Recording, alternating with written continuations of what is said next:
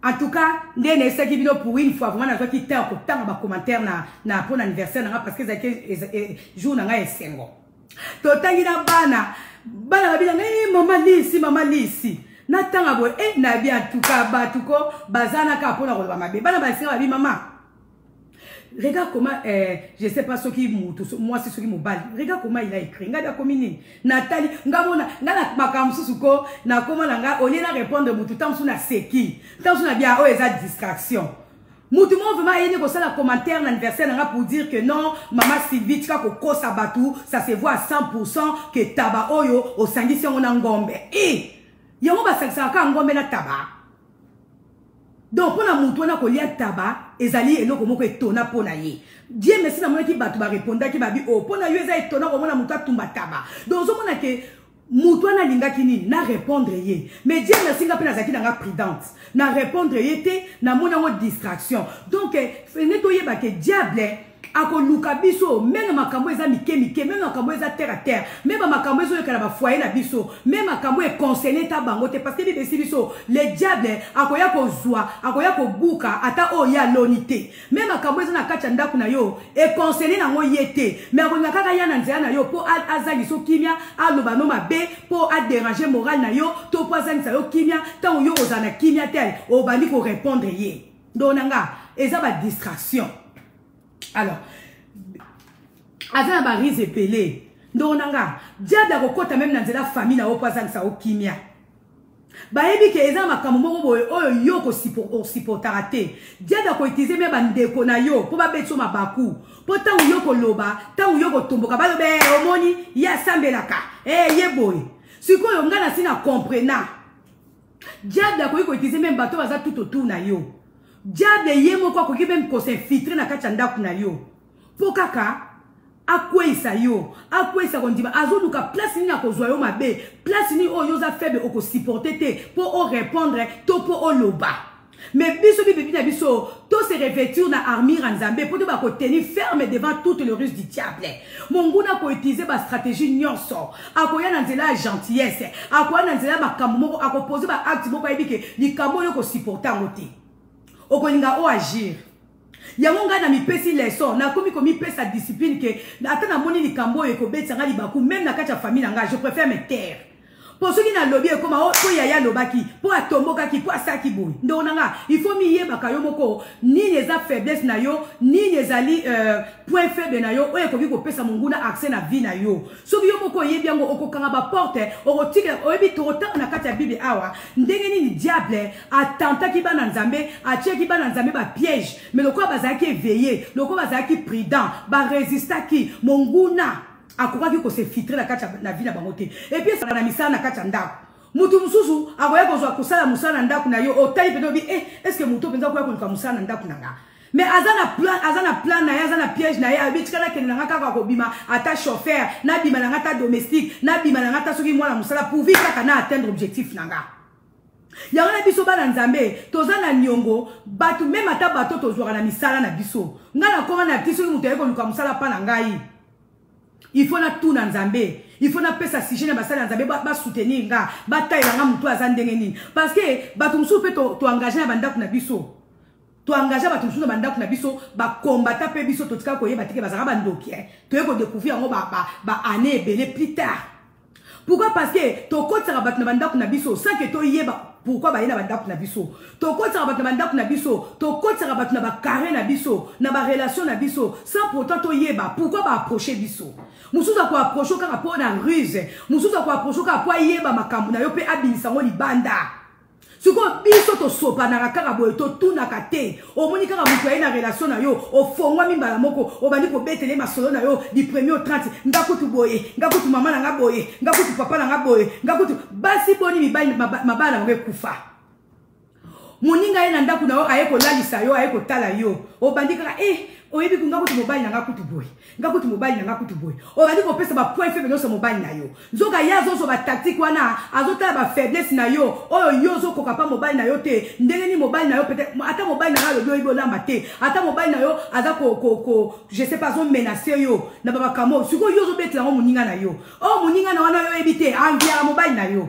à cause de ma point faible na wana ake ko utiliser mo sikoyo po aye bandeni ni ako ravi mobile na yo ozu makambu na yo obandi ko yebisa na batu denga kutu mobile na ngaboy denga kutu na baleki na ngaboy denga kutu na famille na ngaboy olobi nzoka approcher ko kwa yeba ni ezo le kana kata famille na yo ni ezo le kana libota na yo e bela basi boni ba belisi mabaya na bango bazo batu susu ba conseiller libala na bango te kutu mobile na ngazo sala boy te kutu mwasi na ngazo sala boy ndoka batu o bango bazo pesa ba rapport à mobile to ya mwasi baza batu o bazali ya base ya séparation na bango ngana yebi basi mingi bazo bandeko basi mususu komba conseillère na bango nzoka tango ye mwasi azolela mobile na ngakutu na komi na komo mona indifférent mobile na ngazo la asuna ndaku te mobile na ngalia kasute nzoka mwasi ngo oya zo fundela maka mobile nzoka nde mwasi ngo yende mutabima na mobile na ye wana ndo nanga to sala ba buzoba ebele ba ruse mutu mususu akoya ndeko nanga na kutani na makambo ebele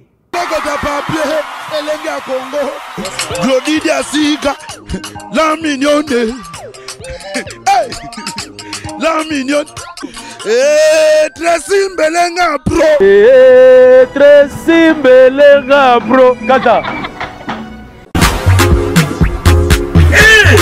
Zambe Tolobate Filokobo Tolobate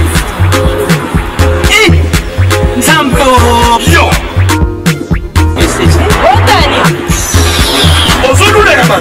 il y a eu pas de comme un bon na pomade awatoza mais moi c'est la vie au kuma on est osoma pomade naturelle awatoza en ligne www.awatoza soit appelé au numéro 00 33 75 11 10 975. Bonne adresse, il y a Kosomba Pomade Awatoza, 70 rue Marcadet, 18e arrondissement, métro Marcadet, ligne 4. Pomade Awatoza, et Salamina Banamboka Congolais, Nabantete Yamboka Congo, Boké Banaburat. pour la province dans mon lait, le PD Sinapetolo. Sumba gamme ya pomade Awatoza, Massé Yamona ma partie en Yévimba. Si ma y a 3 mois, on fait le résultat. Allez. La pommade est Awatoza. Moi ça n'a pas connu qui bocole. La pommade Awatoza. Vraiment, il est drôle ce garçon. Chérie, faut suivre. De Master Beat. Mais pourquoi tu Finis la télé. Tu ne vaux rien, tu ne fais rien, sors de chez moi. Bima! Je suis ton mec. Yo!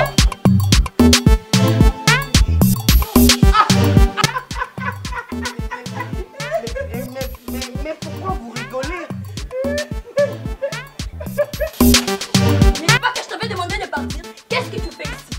Qu'est-ce que tu fais ici? Chérie, hier tu disais, tu donnais des éloges. Mais c'est toi qui as fini toutes mes forces, chérie. Allez, je suis là. Tu ne vaux rien. Je vous envie. Je vous envie. Mon amour. Chérie. Oh, mon ami. Voisin.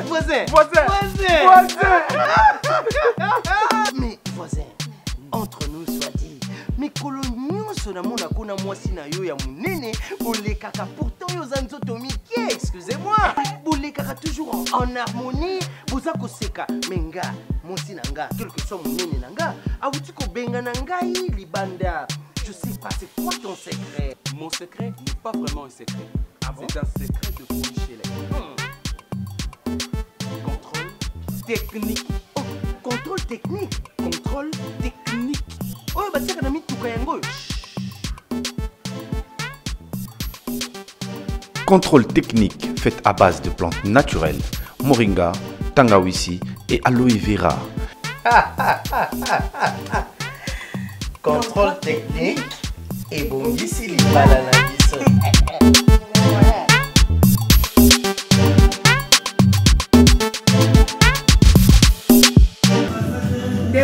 Kiba, Bopa Maman. Amen, amen, Zambaza Dieu, Damos, merci. Alléluia. Nzamba lola za bien. Nzamba lola za bien ma casse. Vraiment. Et ça casse slogan na ko ba nzamba za bien. Nzambe aza bien, bien, très bien. Nzamba lola a pambola biso. Alléluia. Alors sans plus tarder, na lingi to kota na matea na biso déjà na memaki bilo na maboko nzambe, na memaki moment o déjà na maboko nzambe, na tika ki déjà liloba na nzambe na maboko nzambe, na lobaki ke nzambe asa na nzela na liloba na ye, o ekobima na munoko na ngai servante na ye. Vraiment bando na ngai esenge to bake la parole de Dieu est une puissance. O ezali ko sunga biso. La parole de Dieu est une puissance. O ezali ko plani, qui a plani même la montagne, qui a plani la colline. O ezali puissance, o ezali ko briser, ezali ko buka même abanga. Liloba na nzambe ezali puissance oyo, ezali ko toucher mitema o ezali andisi, mitema o ezali banga. Mais quand liloba nzambe ezali ko bima. Alléluia. Ezo sala musala nango. Liloba nzambe. Le mananzambe zana pour la corriger biso. Bible bina biso na Jérémie 33:3. Invoque-moi, je te répondrai, je te montrerai des choses cachées, des choses que tu ne connaissais pas. Toko yeba makambo to yeba kite na nzana le mananzambe. Le mananzambe ezali miroir pour na bomo na biso. Le mananzambe ezali médicament pour tout notre corps. Donc yangwana na sepelaka kotanga le mananzambe na sepelaka pe kotea le mananzambe. Ndoko mwasi ndo mobali oyo zo lananga e sengeli tango bengami pona koyoka ba nzambe ezane sengo parce que na zana liloba oko découvrir makambo na no découvrater peut-être na ignorance na yo ozali ko kumba bomo ina yo na lo lenge moko bozaki no parce que Bible dit biso mon peuple périt faute de connaissance mais si ko tozo zo connaissance na zana liloba na nzambe toko yoka makambu toko découvrir makambu oyo ba boti na biso ba yebisa biso te oyo même na ba classe na biso ba yebisa biso te mais oyo molimo sans pesa ko yebisa biso.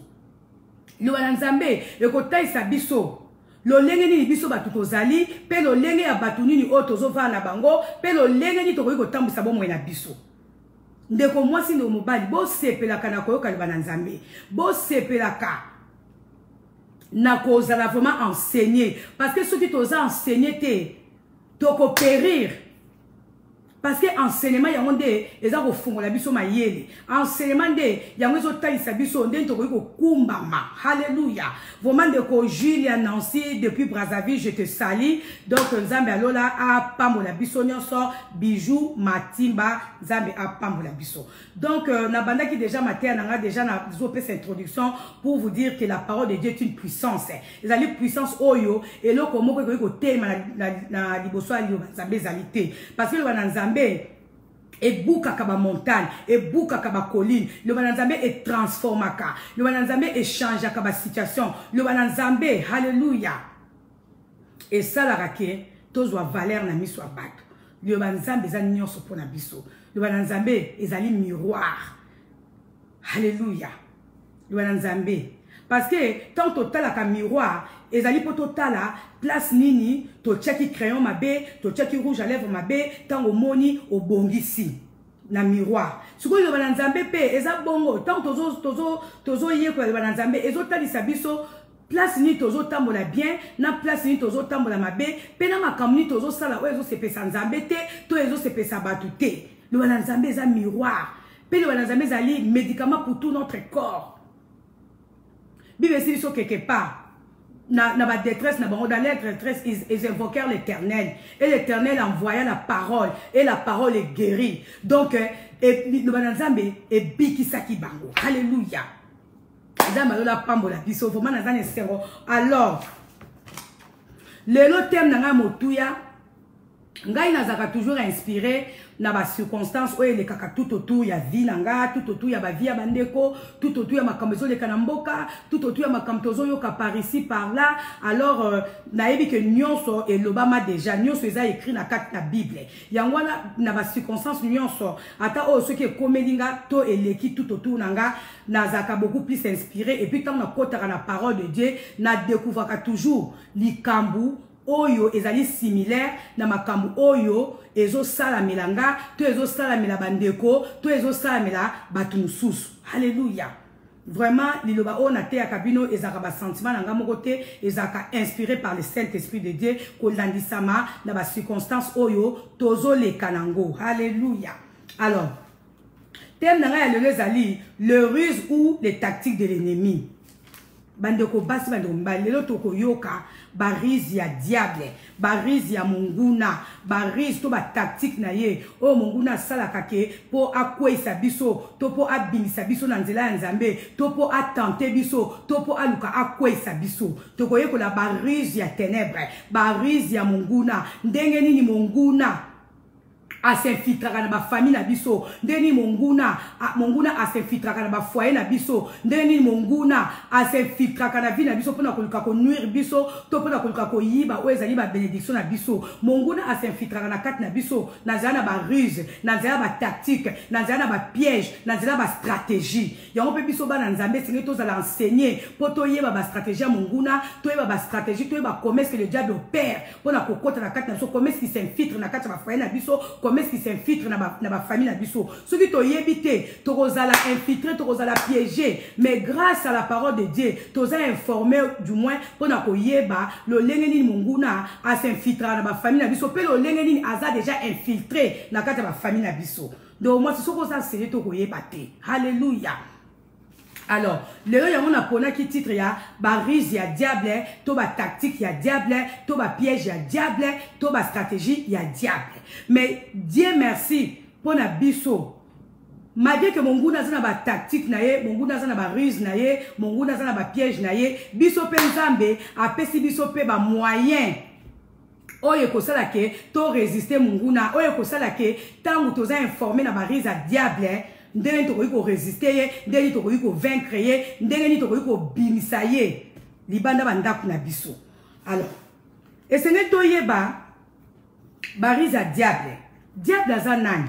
Et ce n'est to ba ke diable aza ennemi na biso. Le diable aza ennemi na biso. Ennemi na biso aza très malin. Ennemi na biso aza très mauvais. Ennemi na biso aza meurtrier. Ndenge na utu ko énumérer awa na nini? Ennemi na biso aza très malin, aza mauvais, aza meurtrier. Notre ennemi n'a pas d'amour. Bandonanga, tous s'attendent na boyungwata ya mukete pa banguna na piso. Tous s'attendent na boyungwata. Diable azara na amour te. Diable azara na amour te ndonanga. Ennemi na biso azara na amour te. Notre ennemi n'a pas d'amour. Alors, ya kana kaka pona ko détruire biso. Ya ka tout autour na soka pona ko yiba biso. Ya kana kaka pona ko tia biso mal à l'aise.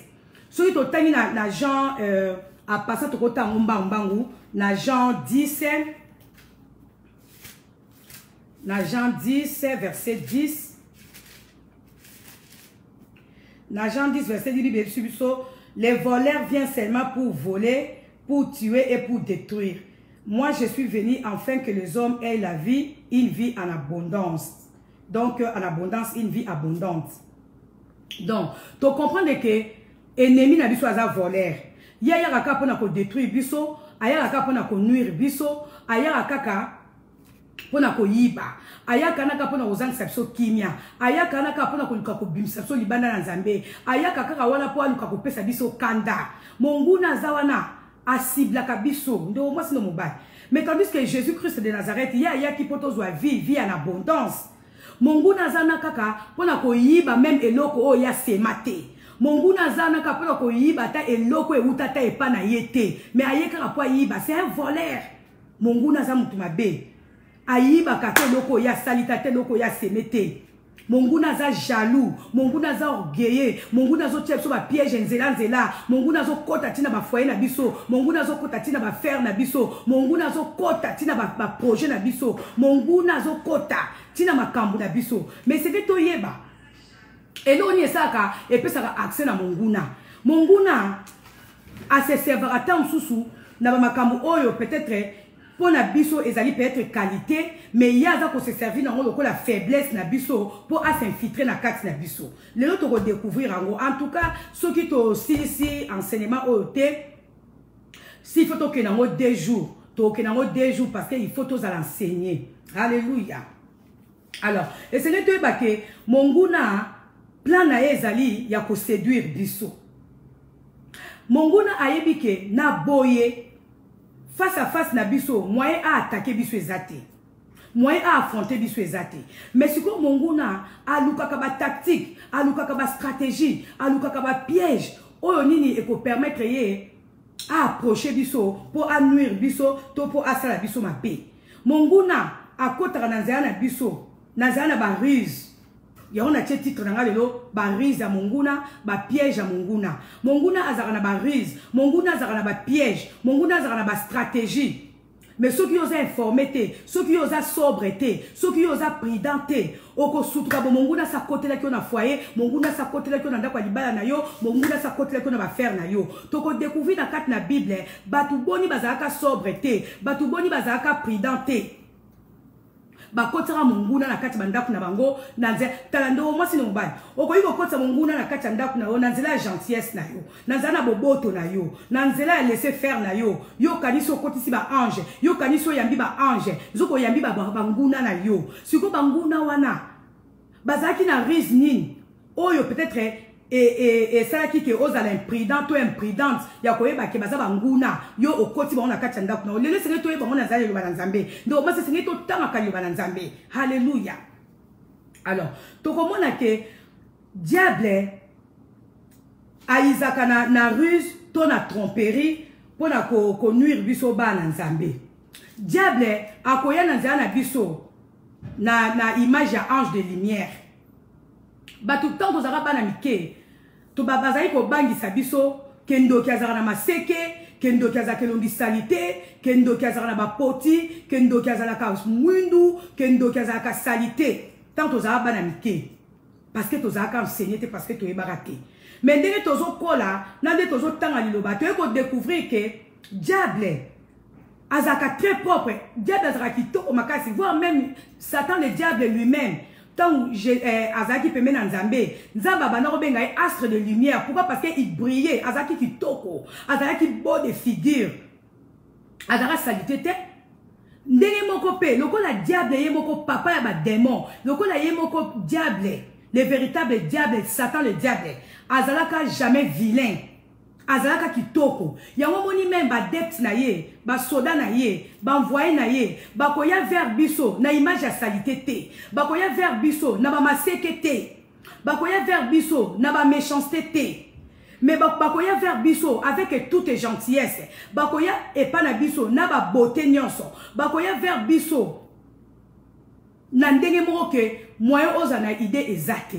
Ngana lobarake monde elo quand on a kaka tant tozo kola bandoki bazaka salité batabili mabe bazaka salité mais nous tozo comprendre que bandoki to bato mabe to Satan azali habillé nga lobaka ndenge to zaboe moi to yeba te nani aza méchant nani aza ndoki nani aza mosanto parce que biso tozo ya ba hamburger biso tozo la ta ba feste biso tozo la ta ba bijoux moi yeba mutu na kati na ezalité mais moni mo santu par sa grâce nde atali sarabiso o yaza monguna o yaza ennemi o yaza boy parce que biso to bande ko s'attendre ka ke to mona ndoki na ba maseke to mona ndoki na ba maseke te ndoki po ya vers yo to akota na kati ndaku na yo akoya ne lamba salité te akoya ne longa ya chiffonné te ndoki akoya vers yo avec gentillesse ndoki akoya vers yo na ba cadeau ndoki akoya vers yo na bolingo ndoki akoya vers yo na ba assistance. Tant yo mona bobi mutu alingaka nge mutu akabelaka nge mutu apesaka conseil malamu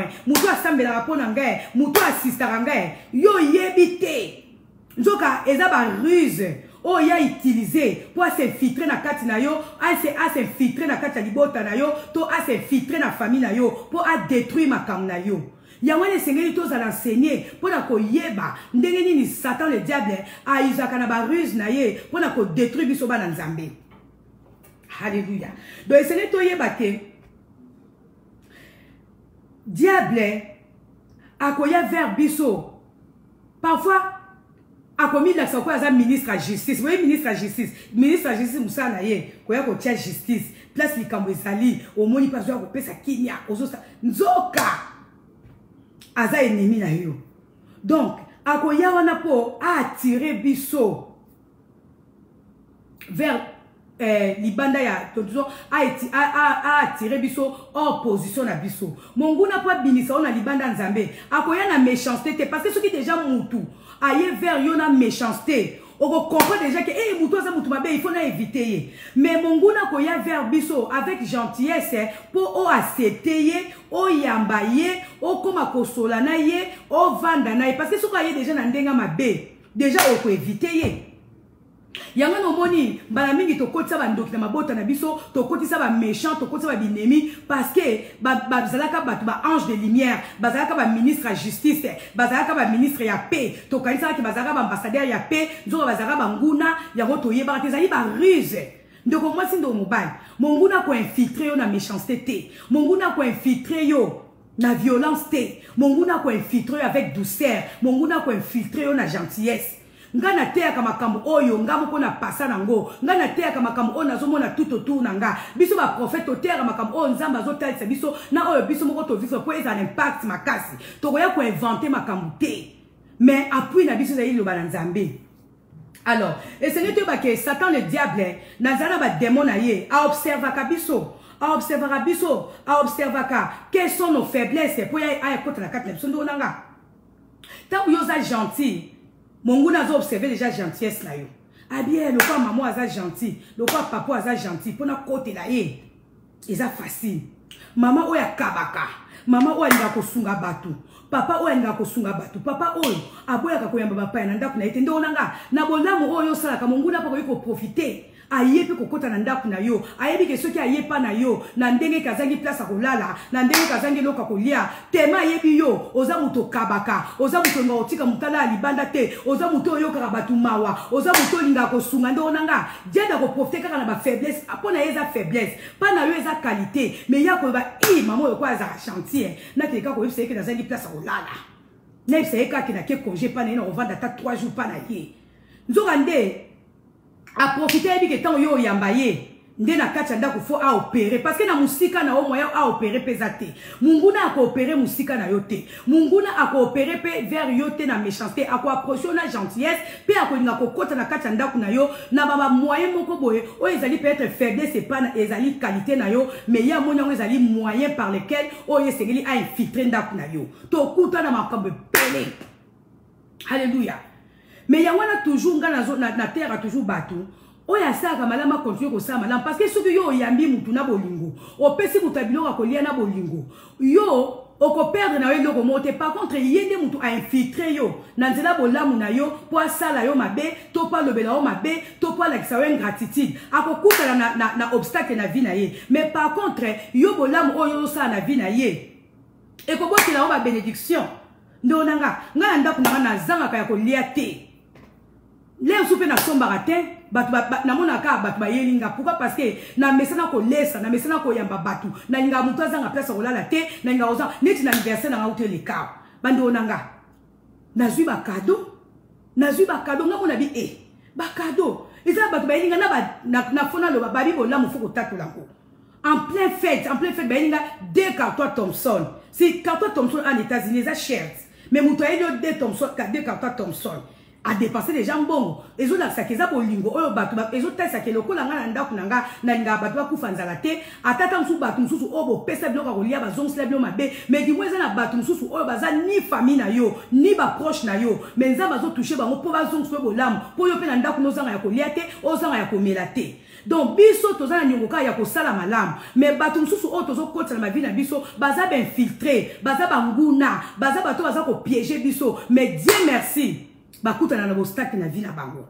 ndo nanga risa diable zali donc wana nazo pesa bino nanu ba introduction kaka et ce n'est toyeba ke monguna akozwa couleur ya environnement monguna ko nga azwa couleur ya situation moko oyo zo le kanango to ya moment moko oyo zo le kanango po ayeba ndenge ni akoyi ko attaquer yo biso nde to teka bana nzambe boy ezana batu oyo ba vandela kabiso ndo nanga biso nde toteaka donc diable azana ko neti ngani na oteya bino boy ezana bana nzambe o ba oyo kamateya mais za pena batu msusu ba vandi penda ba cheboy to yoka mama Sylvia koloba nini akobwaka nini akosala geste nini po azwa ngo lokola piège po azwa ngo lokola tactique po azwa ngo lokola obstacle a attaquer nga donc dès que ça boy diable a observer biso atalaka ba mouvement na biso nyonso atande na zakina fête batu bazana kaka baza ko observer biso baluka nini toko glisser Maman Sylvia koloba nini, maman Sylvia ko bina ndenge nini, maman Sylvia ko lia nini po ye azwa lokola moyen na ye a attaquer pour ça ça okinya. Mais biso pe lokwa toza na Nzambe, toza toujours sobre. Toyebi ke bato bazo veiller, bato bazo tala biso. Biso toyebi bango te mais biso siko na molimo, toza déjà éveillé. Toyebi que nous avons affaire avec l'ennemi. Ennemi avandona pour observer biso, atala ceux qui to sala nini, ceux qui to lobali pour azwa moyen, o monite, yekutu mama pasteur, abina kikutu boye, yekutu mama pasteur, talandenga liaki monguna ndeko nanga. Azanaka pona ko observer biso monguna zawana a observera biso na ba moment oyo tozo passer nango même na kacha ba ndaku na biso même akambo na kacha ndaku na biso même akambo na ba famille na biso même akambo ezoleka tout autour na biso monguna oyo azolinga abimiso na position na yo monguna oyo azolinga ko attaquer yo na nzana maloba na nzana ba menace na nzana benjure akolinga aveiller tout autour na yo atala mouvement ni yo ko sala geste ni yo ko sala. Monguna yebi ba faiblesse na biso. Monguna yebi ke mama oyo soki na lobine likambo a ko résister ta ko répondre nga. Papa oyo soki na kene na nzela oyo na ko kwesa ye. Mwana oyo lokwa ya ba kaza ya Nzambe il faut na tuka ye kaka na maloba po soki na tuki na maloba a ko résister ta ko répondre nga ndeko mwasi no mobile. Nga na sina comprendre jewana na comprendre déjà tactique wana évidemment neti ngai personnellement boy. Nazaka mutu akanda makasi. Nazaka kanda makasi. Bon, éviter ceux qui profitent ba prophète pour ba prophète ba pas kande. Mais Nzambe na molimo santu na ye azo continuer ko briser biso moko na mokolo. Eza makamu susu to sori to monyango to bikaka o to kipete. O to landate. Pourquoi monguna yebi ke likambo soki na glisango Maman Sylvie, to maman Brigitte, to maman Pauline a ko résister te a ko répondre. Si ko biso ba to toza na Nzambe, biso ba to toza enseigner bibe si biso soyez sobre. Soyez prudents, car l'ennemi, le diable, il rôde tout autour chez chaque qui dévorer. Monguna zo lukande na koyiko dévorer balanzambe. Monguna zo lingandere nini a ko attaquer chacun d'entre nous. Monguna zo lukande na koyiko kwesa biso. Monguna zo lukande nini a koyiko yiba biso esemona biso. Monguna zali ko luka koyeba ndenge nini a koyiko kwesa kondima na biso. Nazala ba piège, nazala ba ruse, nazala ba tactique, nazala ba stratégie. Ceux qui n'ont pas fait comprendre les mots de j'aime belé pour comprendre que l'introduction n'a pas kota bien. Alléluia. Donc, Bible et autres chabiso en garde pour na bamakambu oyo barize oya ténèbres. Ceux qui toquent na 1 Pierre 5, toquent na 1 Pierre 5 verset 8. Na 1 Pierre 5 verset 8. Bible bina biso. Soyez, Bible dit, déchargez-vous sur lui tous vos soucis, car il prend soin de vous. Ne vous laissez pas distraire. Bible dit, awa, ne vous laissez pas distraire. Diable, aye nanzia na biso, na risque ya distraction. Aye nanzia na biso, na piège ya distraction. Monguna koninga ko distraire biso, poto répondre mabe, poto lo mabe, toto kota na gena ye, po ya zwa. Position l'icône à Bisso. Mais Dieu merci, la Bible nous met en garde. Bible dit à Bisso, ne vous laissez pas distraire, soyez vigilants. Votre adversaire, le diable, rôde autour de vous comme un lion rugissant qui cherche quelqu'un à dévorer. Résistez-lui en demeurant ferme dans votre foi. Bandonanga. Nzambe azatema bolingo. Ayebi que toza ciblé. Ayebi que le diable rôde tout autour de nous cherchant qui dévorer. Ya on peut diable Bible et ko tchabi soit en garde pour nous savoir que toza la vigilant car notre adversaire le diable, il cherche, il rôde tout autour pour na ko luka nani oye sengela dévorer. Oyebi et ce qui c'est kinga. En tout cas, ndene seki bino pour une fois vraiment na qui t'a ko tanga ba commentaire na pour l'anniversaire na parce que c'est jour na nga esengo. Totangi na bana babila mama lisi natanga boy na bien en tout cas batuko bazana ka pona ko ba mabe bana basinga babi mama. Regarde comment je sais pas ce qui moi c'est ce qui me balle. Regarde comment il a écrit ngada komini Nathalie ngamona ngana makamsusuko na komona nga olie na répondre mutu tamsu na seki tamsu na bien o eza distraction. Moutou vraiment yéné ko ça la commentaire l'anniversaire pour dire que non maman Sylvie tika ko kosa batu ça se voit à 100% que taba oyo au sangisi on ngombe yango ba sangisa ka ngombe na taba Donc, pour la moutouana ko lia taba, ezali eloko moko etona pour na ye. Dieu merci na mona ki batu ba répondre ki ba bi oh pour na yo eza etona ko mona moutou tumba taba. Donc zo mona ke moutouana linga kini na répondre ye. Mais Dieu merci nga pena zaki na prudence. Na répondre ye te na mona mo distraction. Donc netoye ba ke diable ako luka biso même makambo eza mike même makambo eza terre à terre même makambo ezo yekala ba foyer na biso même makambo e concerné ta bango te parce que bibe si biso le diable akoya ko zwa akoya ko buka ata o ya lonité même makambo eza na kacha ndako na yo e concerné na ngo yete mais akonya kaka ya na nzela na yo po azali so kimia aloba no mabe po a déranger moral na yo to po azali sa yo kimia tant yo ozana kimia tel o bani ko répondre ye donanga eza ba distraction.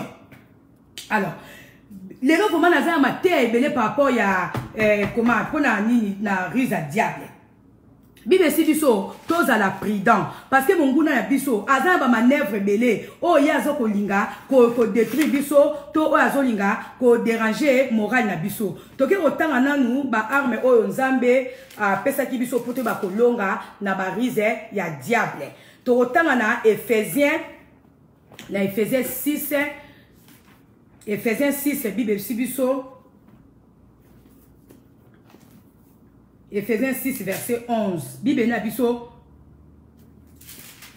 Bolimbi Sangai. Bunginga Lisusu.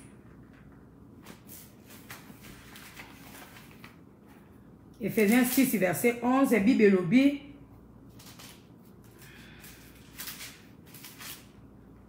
Bible Biso Awa. Revêtez-vous de l'armure de Dieu afin de pouvoir tenir ferme contre toute le ruse du diable.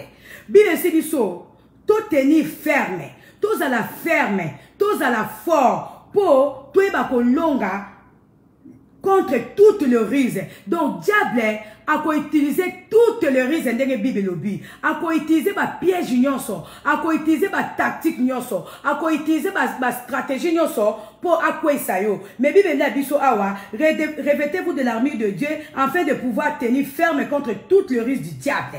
Donc monguna azana ba ruse pelé. Ndonanga, diable a kokota même dans la famille na opazan sa okimia. Baebi ke eza makambo moko boye oyo yo ko supportara te. Diable ko utiliser me bandeko na yo po ba betso mabaku. Po tangu yo ko loba, tangu yo ko tomboka ba lobe omoni ya sambelaka. Ye boye. Sikoyo ngana sina comprena. Diable ko utiliser me bato baza tout autour na yo. Diable ye moko ko ki même ko s'infiltrer na kacha ndaku na yo. Po kaka akwesa yo, akwesa kondiba azoluka place ni akozwa yo mabe, place ni o yoza faible oko supporter te pour o répondre to pour o loba. Mais biso biso to se revêtir na armure nzambe pour te ba ko tenir ferme devant toute le ruse du diable. Monguna ko utiliser ba stratégie nyonso, akoya na nzela gentillesse, akoya na nzela makambo moko akoposer ba acte moko ebike likambo yo ko supporter ngote. Okolinga o agir. Yamonga na mi pesi leçon na komi komi pesa discipline ke ata na moni likambo e ko betsa nga libaku même na kacha famille nga je préfère me taire. Pour ceux qui na lobby comme o yaya lobaki pour atomboka ki pour asaki boy. Ndonanga il faut mi yeba kayo moko ni les faiblesse na yo ni les ali point faible na yo o e ko bi ko pesa monguna accès na vie na yo. So yo moko yebi yango okokanga ba porte o rotike o ebi to na kacha Bible awa ndenge ni diable atenta ki bana nzambe atie ki bana nzambe ba piège mais le quoi bazaki éveillé le quoi bazaki prudent ba résister ki monguna akoka ki ko se filtrer la kacha na vie na bangote et puis c'est li boyeba chaque fois que tozo kuta na ba rise à ténèbres chaque fois tozo kuta ba piège à monguna soki monguna réussir yote akokoma agité soki batu batie yo ba piège na nzela na yo a réussir plan na été o mona banguna no ba komi troublé ba okoma bilobela ba okoma irrité ba okoma agité pourquoi parce que ba plan na mo réussir te et réussir te pourquoi parce que yo o tenir ferme o koti si bangote na vie na yo alléluia to bete na nzambe maboko to bete na nzambe maboko ndonanga et c'est nous yeba ke mbala mingi o koya kana ba rise à ténèbres te mbala mingi aussi montera ba piège à monguna c'est pelaka ta comme ka troublé a ko multiplier ba stratégie parce que ameki oyo et simbité ameki oyo et simbité ameki oyo et simbité tant wezo simbate ba plan na ye pas ko lembate azo multiplier ka ba stratégie pour aluka eskanya ko kwesa yo mais yo poza mwana nzambe tenez ferme tiens ferme. Koko ya te, souka na ngoni, monguna kota la irrité. Bible bina biso, Satan le diable sera écrasé sous nos pieds. À chaque fois que y'a kolinga ko piéger biso, ceux qui a réussir te. Dès le moment où tu écrasé, mais quand tu as mon porte te, barise des ailes belé, le n'a pas démontré bino certaines rises, oh mon goût n'a pas utilisé pour la cote la banda pour biso. Mon goût n'a ni cote même ma camo italiété. Yamona quelque part bible lobi, diable a ko yiba même loko ya lonité. Même ma camo est conseillé te ayeka ko kota pour appeler ça yo kanda pour alobisa yo. Alléluia. Tokute na barise be na ba famille na biso. Tokute ni barise be na mabota na biso. Ndonanga. Munguna oya koya ko combattre yo aoza musika te soka za muta musika akolinga kota na kati ya famille na yo asali na yo ami na ye asali na yo intime na ye asali na yo proche na ye poizo yo bien mais mususu pe okota kana nzela famille na yo kaka akokota pe kana bato oza na ba munguna za musika te akoya pe vers yo ne longia mabete na kanda te na violence te akoya vers yo avec gentillesse. Alléluia. Alors, ce qu'on a dit, na kotanga ya kopesa bino ba témoignage ya batu oyo ba sala ki ba rise na kat na Bible et puis Nzambe ayeba ki na kolongisa batu na ye. Biso molimo santo a révélation la chose cachée. Alléluia. Alors, toke kotanga na Josué 9. Totangi na Josué 9. Bando na soki er nange koki na kokata et puis to continuer en parce que essayez tous à l'enseigner essayez to yeba. Alléluia. Toke na Josué 9 to bandi on a verset 1 tina 16 na kotanga malembe. Bible si biso la nouvelle de ces événements parvint à tous les rois des pays situés à l'ouest du Jourdain, dans la région de montagne, dans la plaine côtière et sur tous les littoraux de la Méditerranée jusqu'en face du Liban. Le roi des Hittites, des Amoréens, des Cananéens, des Phérésiens, des Éviens et des Yébousiens. Alors ils s'assemblèrent pour combattre Josué et les Israélites sous un commandement unique. Par contre, les habitants de Gabaon, en apprenant comment Josué avait traité Jéricho et Haï, décidèrent de recourir à la ruse. Décidèrent de recourir à la ruse.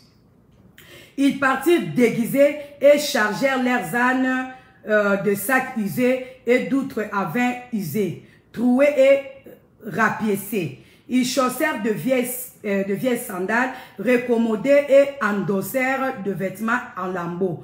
Ils prirent en guise de provisions du pain dur et tout moisi. Ils se rendirent ainsi au camp de Gilgal et vinrent trouver Josué auquel ils dirent en présence des hommes d'Israël. Nous arrivons d'un pays lointain pour vous prier de conclure une alliance avec nous. Les Israélites répondirent à ces Éviens, qui sait si vous n'êtes pas des habitants du voisinage? Dans ce cas, nous ne pouvons pas conclure une alliance avec vous. Ils déclarèrent à Josué, nous voulons être tes serviteurs. Mais qui êtes-vous? Leur demanda Josué, et d'où venez-vous? Ils lui répondirent, tes serviteurs viennent d'un pays très éloigné à cause du renom de l'Éternel, ton Dieu. Nous avons entendu parler de lui et de tout ce qu'il a fait en Égypte. Et comment il a traité les deux rois,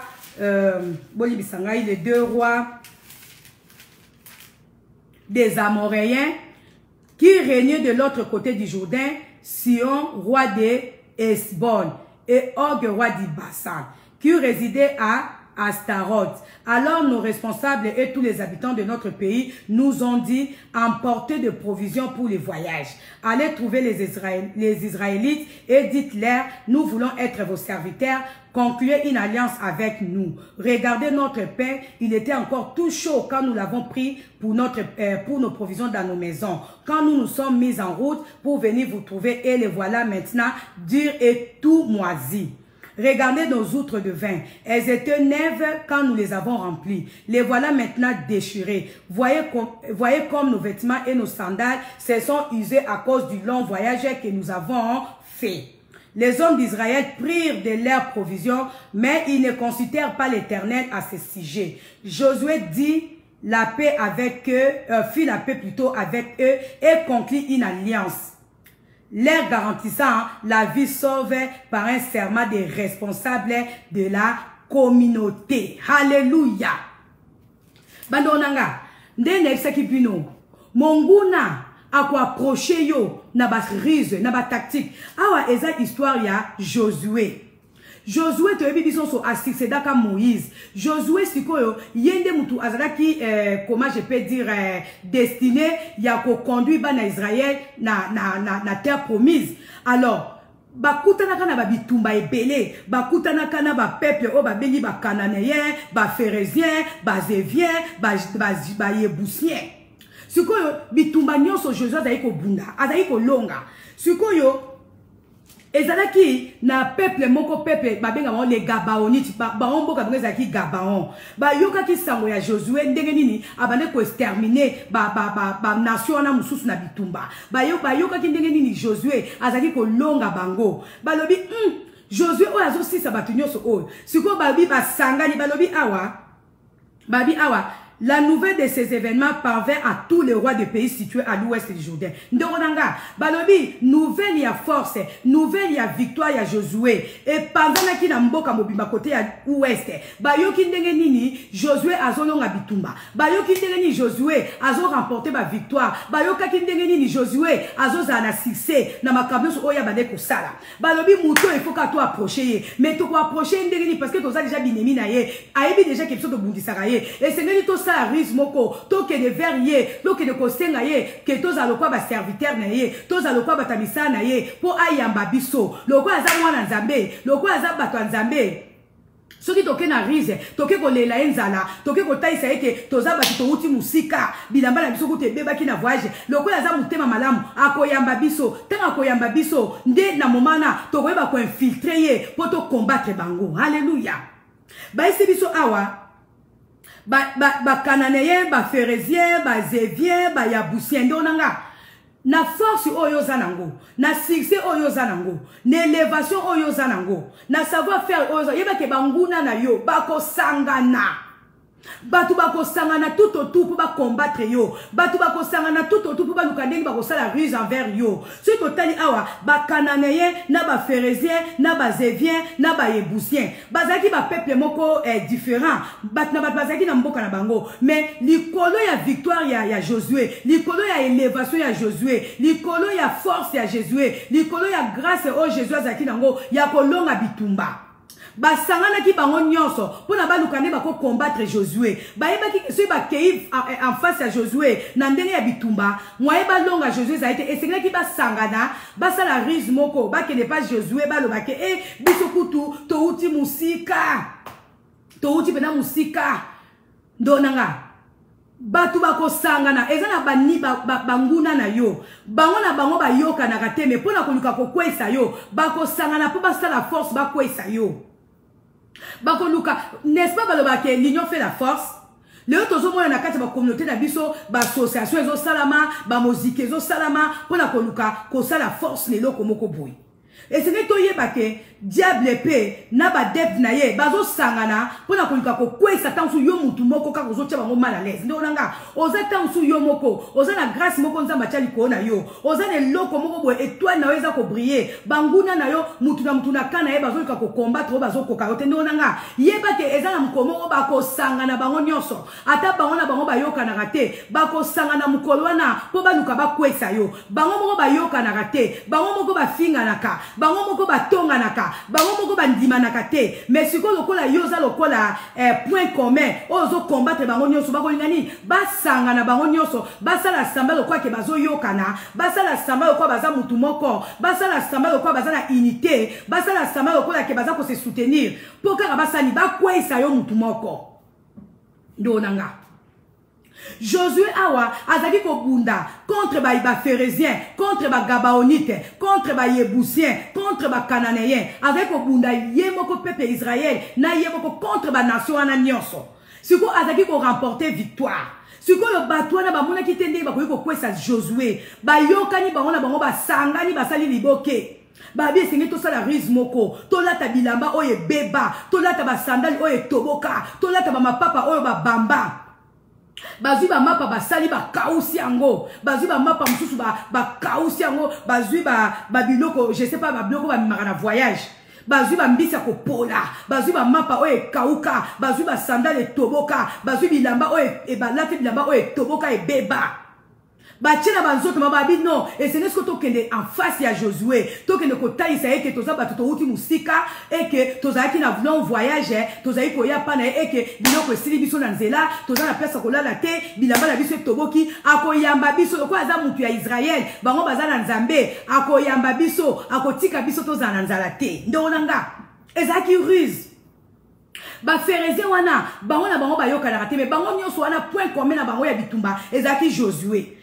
basanganaki baye vers Josué bayebi que Josué aza muteya malamu bayebi que Josué akabaka bayebi que Josué aza mwana nzambe bayebi que Josué aza muta bolingo bake devant Josué ndonanga yo za na bolingo yo kabaka olingaka batu bana libanda te olingaka batu babetela mbula te ndonanga monguna ko ya pe vers yo kaka na stratégie wana ayebi que non soki na ke ko beta porte ya mama Brigitte soki na ke ko beta porte ya président d'homme akotika ngana la libanda te akokotsa ngana ndako na ye nzoka ezali ruse tomona yango pe na ba film tomona yango pe tout autour akoya ayebi que non nde na soki na kei pa mama Sylvie na ana nzala akopimela nga bloc olia te évidemment okopimela bloc olia te mais tant yo servir ye sikoyo azotala tout autour na yo place ni akokotela pa combattre yo banguna ya Josué basanganaki banguna ya bana Israël basanganaki pona kosala l'union fait la force po baluka ba combattre Josué sikoyo Josué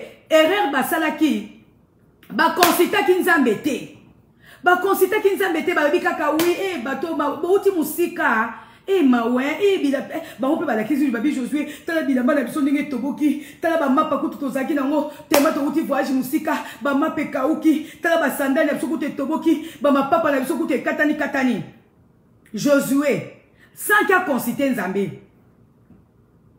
alobi oui place akola les ali bokota ba yambi nzoke ezaki banguna ya Josué yambi bango apesi bango place kolala asaina bango kutu ya alliance alaki bango kutu kimia alaki bango kutu sécurité alaki bango kutu paix nzoka bazaki batu oyo bazaki ko bundisa Josué mais ce qu'on va moni que Josué azolonga kaka babisi ko to kosala ni il faut ka to sangana to ke de verrier to mi laksa ke toza ba pauvre to mi laksa ke toza batu to ni ko sala musande onanga to ke ba même na bato to zo na misana kachanda mutu mususu akoya kozwa kusala musana ndaku na yo otali pedo bi est-ce que mutu penza koya koluka musana ndaku nanga mais azana plan na ye azana piège na ye abitikana kene nanga kaka kobima ata chauffeur na bima nanga ta domestique na bima nanga ta soki mwana musala pour vivre kaka na atteindre objectif nanga yango na biso bana nzambe toza na nyongo batu même ata bato tozwaka na misala na biso nga na koma na biso mutu ye koluka musala pa na ngai il faut na tout na nzambe il faut na pesa sujet na basala nzambe ba soutenir nga ba taila nga mutu azandenge nini parce que batu musu pe to engager na bandako na biso to engager batu musu na bandako na biso ba combattre pe biso to tika ko yeba tike bazaka bandoki to yeko découvrir ngo ba année belé plus tard pourquoi parce que to kotsa batu na bandako na biso sans que to yeba pourquoi ba yena bandako na biso to kotsa batu na bandako na biso to kotsa batu na ba carré na biso na ba relation na biso sans pourtant to yeba pourquoi ba approcher biso musuza ko approcher kaka po na ruse musuza ko approcher kaka po yeba makambu na yo pe abilisa ngo libanda siko biso to sopa na kaka boye to tuna kate omoni kaka mutu ayi na relation na yo ofongwa mimbala moko obandi ko betele masolo na yo di premier au 30 ngakutu boye ngakutu mama na nga boye ngakutu papa na nga boye ngakutu basi boni mibali mabala ngo kufa moninga ye na ndaku na yo aye ko lalisa yo aye ko tala yo obandi kaka oyebi kunga kutu mobile na nga kutu boy nga kutu mobile na nga kutu boy obandi ko pesa ba point faible no mobile na yo nzoka yazo so ba tactique wana azotala ba faiblesse na yo oyo yozo ko kapa mobile na yo te ndenge ni mobile na yo peut-être ata mobile na yo lo ibo lamba te ata mobile na yo aza ko je sais pas on menacer yo na ba kamo siko yozo betla ngo muninga na yo muninga na wana yo ebite envia mobile na yo akozo ba point faible na wana ake ko utiliser mo siko yo po aye bandeni ako ravir mobile na yo ozu makambu na yo obandi ko yebisa na batu denga kutu mobile na ngaboy denga kutu na baleki na ngaboy denga kutu na ba famille na ngaboy olobi nzoka approcher ko kwa yeba ni ezo le kana kata famille na yo ni ezo le kana libota na yo bela basi boni ba belisi mabaya na bango bazo ba tout ba conseiller libala na bango ta kutu mobali na ngazo sala boy ta kutu mwasi na ngazo sala boy ndoka bato o bango bazo pesa ba rapport à mobali to ya mwasi baza bato o bazali ya base ya séparation na bango ngana yebi basi mingi bazo bandeko basi mususu komba conseillère na bango nzoka tango ye mwasi azolela mobali na ngakutu na komi na komo mona ye indifférent mobali na ngazo la asuna ndaku te mobali na ngalia kasute nzoka mwasi ngo oya zo kufundela maka mobali nzoka nde mwasi ngo yende mutabima na mobali na ye wana ndo nanga to sala ba buzoba ebele ba ruse mutu mususu akoya ndeko nanga na kuta ina makambo ebele mususu akoya faire yo mama yaya odibi pa ya vandisio na ndako nzoka monguna le diable ayepo ayeba makambo na yo ayepo ayeba famille na yo ayepo ayoka nini bosolaka po akabimisa yango tosalaka attention ndeko nanga to continue kosala malamu mais to tunaka mpe nzambe diable aza na batactique ebele diable aza na ruse ebele mpona koatteindre biso mpona koluka kodétruire biso mpona koluka konuire biso mpona koluka kodéranger biso halleluya awa Josué atunaki nzambe te atali kaka lobi bato bauti musika bato vraiment basali voyage mulai bato peza bilamba na bango nzuluki bato peza basandai na bango ekatani bato peza bamapa na bango ekomi makasi boye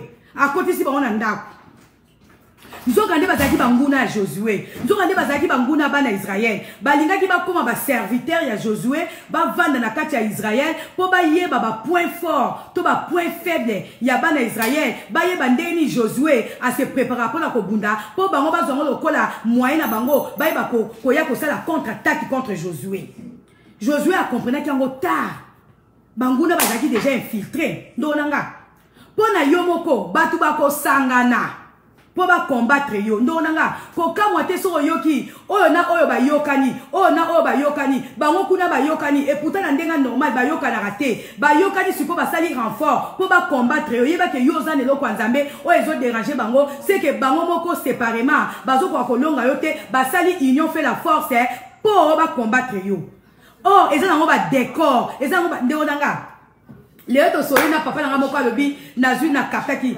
alobi nanga oui diable aza na décor ndonanga nde totanga bafilme na Hollywood eza ba décor non basalaka ba décor pour ba mise en scène eza nango réalité te ba décorer l'aime sous couleur à vert ba décorer couleur basali ba décor pourtant ba présenter film na bango eza na ba mention eza na ba sensation mais en réalité eza mise en scène banguna na biso pe basalaka biso mise en scène ona basangani pour ba combattre yo mais bango moko bayebi ke eza décor bayoka na répéter bango moko mais basangani ka pour ba kwesa yo ndonanga zala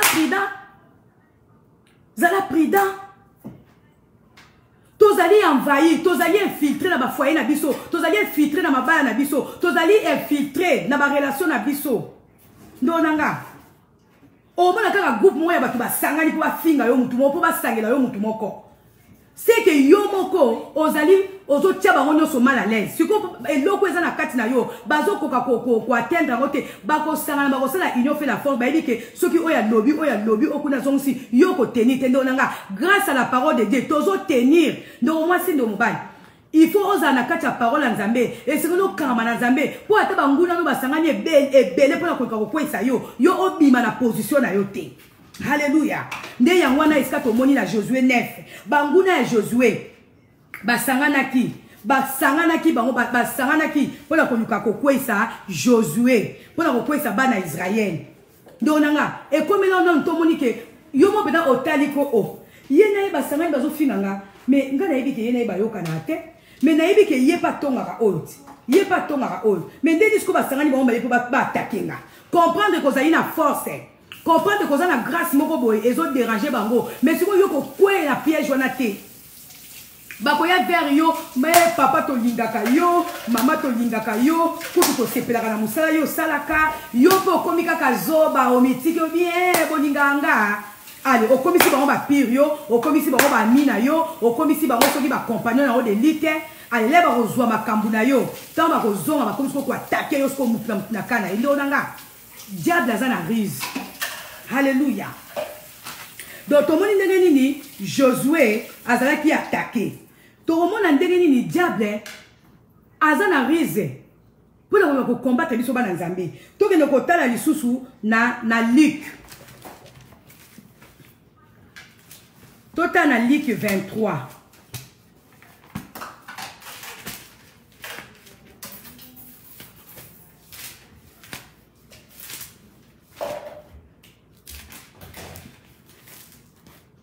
na Luc 23 na Luc 23 na verset 12 Bible sibiso awa Hérode et Pilate qui jusqu'alors avaient été ennemis devinrent amis ce jour-là. Donc moi si Hérode na Pilate bazaka banguna Hérode na Pilate bazaka koyokana te mais pour combattre Jésus-Christ de Nazareth Hérode a lu pour combattre Jésus dans ndenge na Hérode écoute to ebi histoire Hérode bien abanda ko luka Jésus-Christ banda Jésus-Christ abota matika ko doit Jésus te ti Jésus akola Pilate peut côté na ye bazaka ko yokana te na Hérode mais pour na ko luka ko kwesa Jésus-Christ de Nazareth pour na ko luka ko livrer Jésus-Christ alléluia basangani pour na ko luka ko kwesa Jésus ndonanga banguna na yo bako sangana Jésus-Christ azali vérité. Jésus-Christ azali mwana nzambe. Hérode na Pilate basangana ki pona ko kwesa Jésus-Christ de Nazareth. Ndonanga pona vérité banguna no bakosangana. Obondenga na hote ya vérité bo. Mingi ba osepela te. Bakoluka basangana. Pour ba ko combattre, pour ba loba n'importe quoi. Biso tozotel le bananzambe. Le bananzambe zali épée, le bananzambe zali mbeli, eza ko kata mike. Le bananzambe za ko buka ba montagne. Tu so de rotika côté la vérité te. Biso sengena soka ka le bananzambe za la semer. Ata oboyango mais oyoki yango ekoti mbuma. Ata na sa pongi e banda ko déranger. Ti o rokuta na Yesu. Hérode na Pilate basanga ki pour ba kwesa Jésus-Christ de Nazareth. Ndeko nanga batu pona vérité bako sangana po baya na ba faux témoignage po baya ba combattre yo Jésus-Christ aza vérité Hérode na Pilate basangana ki ne Bible sibiso awa bakoma ki ba mi mukolo wana po ba kwesa parce que Jésus-Christ aza ki vérité azali ko ba makambu bande ko tuka bango azali ko ba makambu bande ko déranger ba vie na bango azali ko ba makambu oyo ezali ko conseiller bango basangana ki po ba kwesa Jésus-Christ. Parce que Hérode na ndenge na yemoko akokai kolonga Jésus te.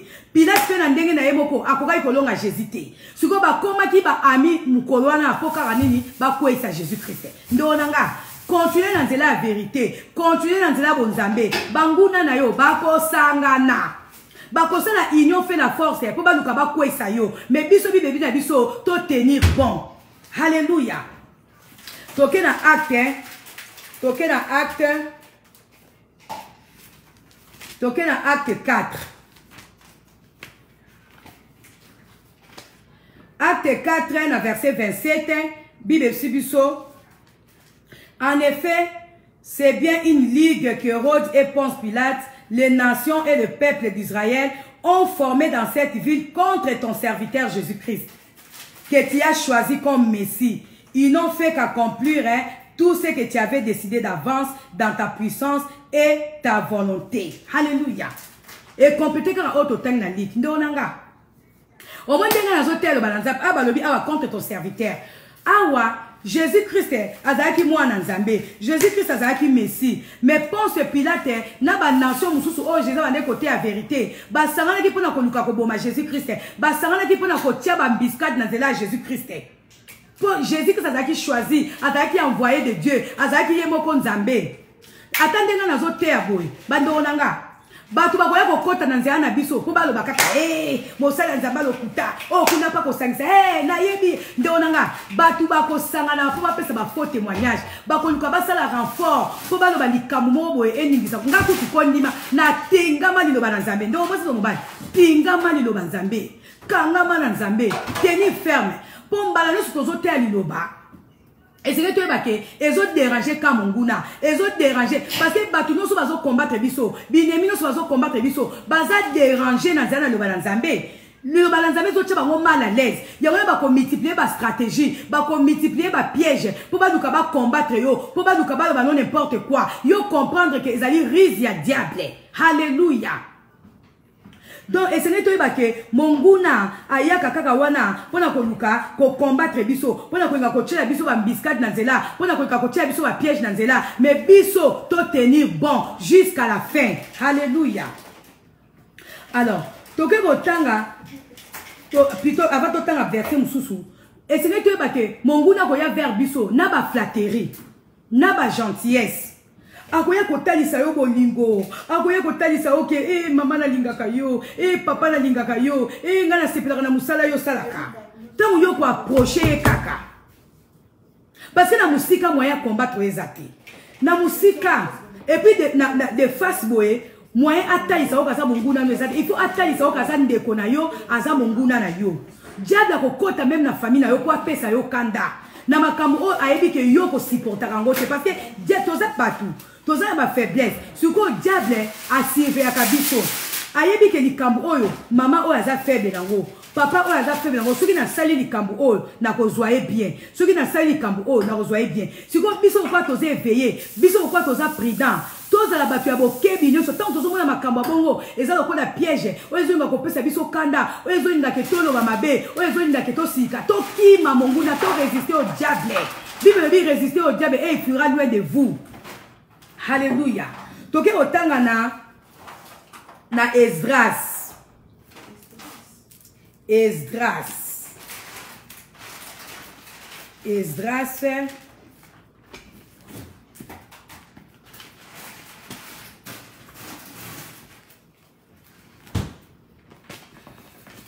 Totanga na Esdras na préparer on a checké na Bible msusu. Avant que na Esdras c'est pour na lingaka ko perdre temps na ko lukate na ngi totanga na Esaïe 39.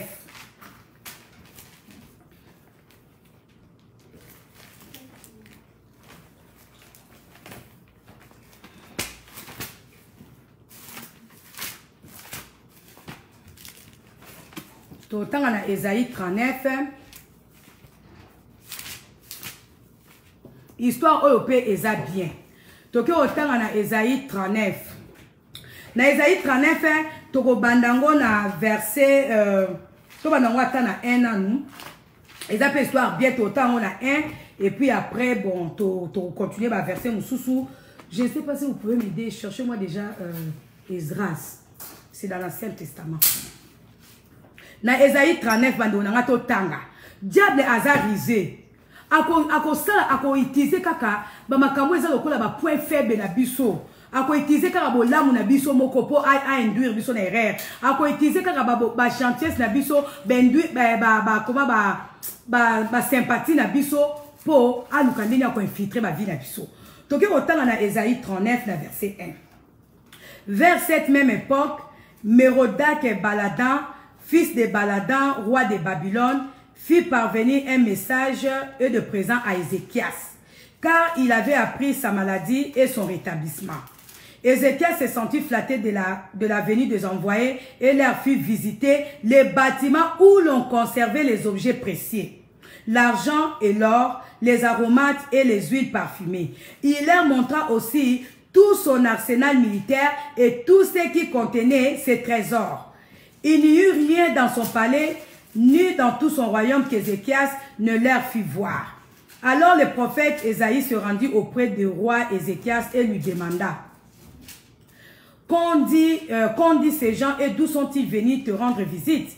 Ézéchias lui répondit: Ils sont venus de très loin de Babylone pour me voir. Quand il vit dans ton palais, Ésaïe reprit: Quand il vit dans ton palais, Ézéchias répondit: Ils ont vu tout ce qui se trouve dans mon palais. Je ne leur ai rien caché de mes trésors. Alors Ésaïe dit à Ézéchias: Écoute ce que dit le Seigneur des armées célestes. Un jour viendra où tout ce qui est dans ton palais et tout ce que tes ancêtres ont amassé jusqu'à ce jour sera emporté à Babylone. Il n'en restera rien ici, déclare l'Éternel. Plusieurs de tes propres descendants issus de toi deviendront serviteurs dans le palais du roi de Babylone. Alléluia. Tozomona awa histoire ya Ézéchias. Toyebi biso nyonso Ézéchias a belaki. Toyebi histoire ya Ézéchias. Nésaïe 30. Soki tobandi on a 38 na 39. Ézéchias abelaki makasi. À tel point que tu as vu l'histoire oyo, Nzambe atindaka prophète Esaïe, akende komona Ézéchias, ayebisa ke akokufa, abongisa babiloko na ye, asala déjà testament, abongisa ndaku na ye, po ye akokufa kalate. Alors Ézéchias akotaki na kati ya ndaku na ye, abandaki kolela. Alela ki alobi Nzambe, kanisa ta bolamu moko nga na salela yo. Alors Nzambe ayokaki kolela Ézéchias, atindaki susu prophète Esaïe, azongela Ézéchias pour aloba na ye ke non, akokufa lisusu te, abakiseli 15 ans encore de vie, ayoki kolela na ye. Tu as vu histoire wana bien. Ézéchias abelaka makasi sangwa, Ézéchias lokwa zaki mokonzi, abelaki sangwa etambolaki na bamboka ebele, ke roi Ézéchias abeli, ke roi Ézéchias alingi kokufa, makambo ebele biso toyebi. Ce qui vous considère moko azobela ndenge sango etambolaka partout. Ézéchias pe sango maladie na ye etambolaka partout. Ke abeli makasi. Mais tango pe abikaki, sango sous etambolaki ke abikaki. Alors, roi ya Babylone azaki déjà ennemi à Ézéchias. Ayoki sango ya maladie à Ézéchias ke abelaki ingaka kufa, ayoki pe sous sango ke abiki. Roi Ézéchias atindi ba ambassadeur na ye, plutôt roi ya Babylone. Atindi ba ambassadeur na ye lobi na yoki ke Ézéchias abelaki alingaki kokufa, siko abiki. Bo kende kotala ye na part nanga, bo memela ye ba cadeau, bo memela ye ba romate, bo memela ye ba or, bo memela ye ba argent, bo memela ye mbongo, bo memela ye ba cadeau biloko ebele bele. Ndo moi si ndo mobali. Mbala mingi tozaka en face à banguna na biso, mais to bungi samarake toza en face à babinemi pona ba cadeau. Monguna koela yo cadeau, monguna koela yo babiloko oyo ko sepesa motema na yo ndo nanga ko kwisa mate. Monguna pozo yo bien, ayebi eloko oyo lingaka. Ayebi ke olingaka boye, ayebi ke mama Mireille lingaka boye, ayebi ke mama Espa lingaka boye. Pona zoye bien, il faut na memela ye loko, il faut na sala na ye boye, il faut na kende na ye boye, pona zoye bien. Ba esi biso Ézéchias ayambi ba ambassadeur ya roi ya Babylone. Ba yelié ba bijoux, ba yelié ba or, ba yeko talisa ye bolingo. Ennemi na ye atindi batu. Alobi otoyoki wana biso ayoka kisangwa maladi na yo, ayoki kobela ki ondako kufa, ayoki obiki yango atiki biso atindi biso to akotala yo, tala kutu ba bijoux to yeli yo, tala kutu ba or to yeli yo, tala kutu ba diamant to yeli yo. Ézéchias alengi yeko roi, ye pas na mbongo, ye pas na bozwina ye, mais alengi abosani ke bato bayaki kotala ye, baza banguna na ye, abosani ke bato bayaki kotala ye, baza banvoya muto abundisaka pouvoir na ye, babosani ke bato bayaki kotala ye, baza bato oyo babanda kobunda bango bituma banda kala. Ézéchias ayambi bango. Oye esuka kaka na salon te ke oye kotala ngandenge na zalaki maladi, merci. Alléluia. Ézéchias a perdu le contrôle.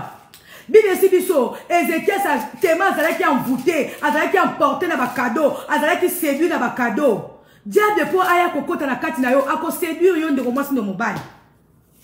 Ézéchias abosani ke batwana roi Babylone aza monguna na ye.